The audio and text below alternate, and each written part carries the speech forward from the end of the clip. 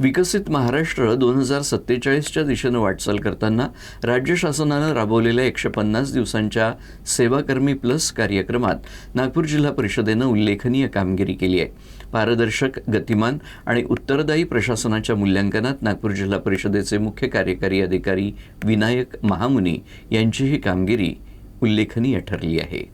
विकसित महाराष्ट्र 2047 या संकल्पनेला बळ देण्यासाठी अधिकारी कर्मचाऱ्यांच्या सेवाविषयक प्रगतीचं मूल्यांकन करणारा 150 दिवसांचा सेवाकर्मी प्लस कार्यक्रम राज्यभर राबवण्यात आला होता।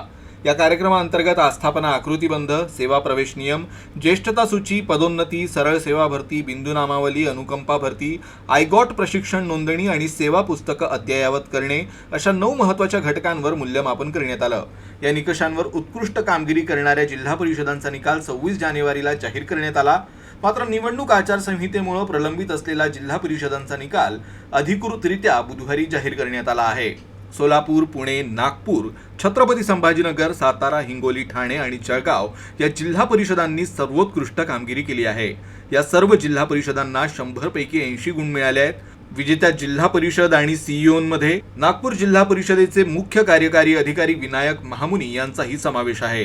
तर मुख्यमंत्री देवेंद्र फडणवीस यांनी सर्व जिल्हा परिषदांचे मुख्य कार्यकारी अधिकारी आणि त्यांच्या संपूर्ण चमूचं विशेष अभिनंदन केलं आहे। या सर्व विजेत्या जिल्हा परिषदांच्या मुख्य कार्यकारी अधिकाऱ्यांचा लवकरच राज्य शासनातर्फे अधिकृतरित्या गौरव करण्यात येणार आहे।